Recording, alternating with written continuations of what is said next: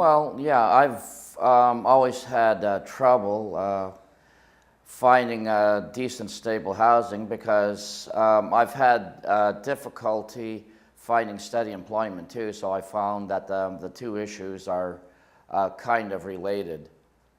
When I was about 10 years old, I moved from a small town in Alberta to Montreal, and I was in a new city, going to a new school. I didn't really know any of the kids, and they kind of avoided me, so I kind of lost all confidence in myself, and I became very withdrawn, and I avoided people whenever I could because I just didn't feel comfortable around other people that much. And I managed to get through high school and university okay, but it was a struggle.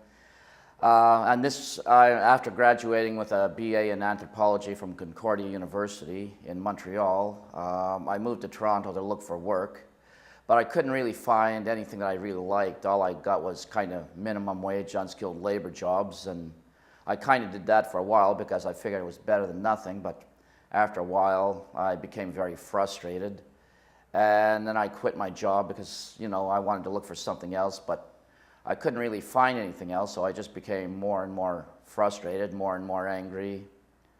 I got into a lot of fights with my family, and they had me put in Sunnybrook psychiatric ward for 3 days against my will, and the doctors wanted to diagnose me and put me on medication, but I fought with them the whole time I was there because I just wanted to go home. But the more that I fought with them, the more they thought I was dangerous, and the more they wanted to diagnosed me and put me on medication. And whenever the doctors or nurses wanted to talk to me, they would bring a couple of guards with them because they thought that I was going to hit somebody. You know, I was so angry, but I'm not a violent person. I've never hit anybody in my life. I was just angry and I wanted to go home. And after 3 days, they finally let me go. And so I went back home. But I still couldn't find work, and eventually I was evicted from my apartment and I ended up on the street.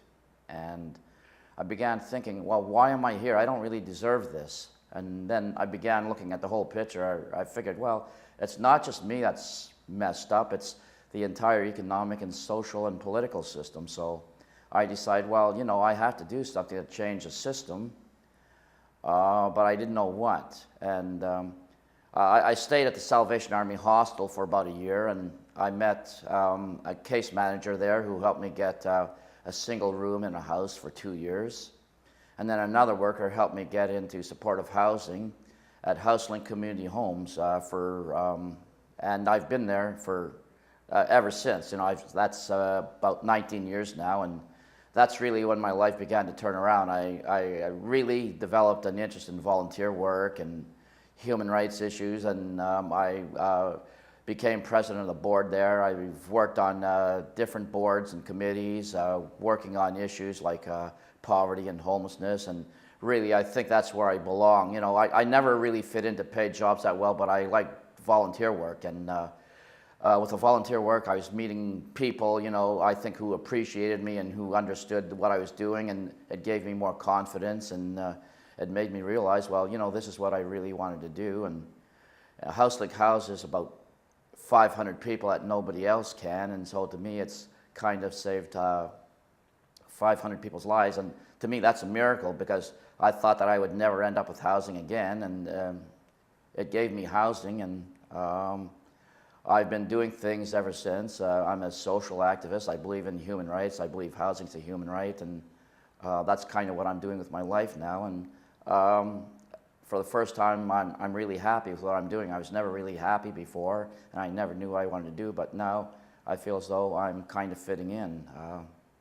I'm working with people who have a lot of the same issues as me, and they understand me, and they don't judge me like the rest of society.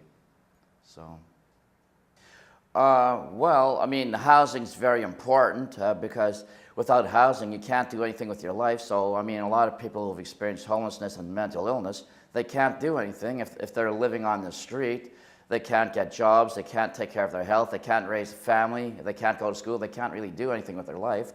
But once they get decent housing and supports, then they can move on with their life and do other things. And Really, there's not enough supportive housing around for people who have experienced poverty and homelessness issues and mental health issues, and we need a lot more of it, but sometimes the government is reluctant to do anything because it costs money.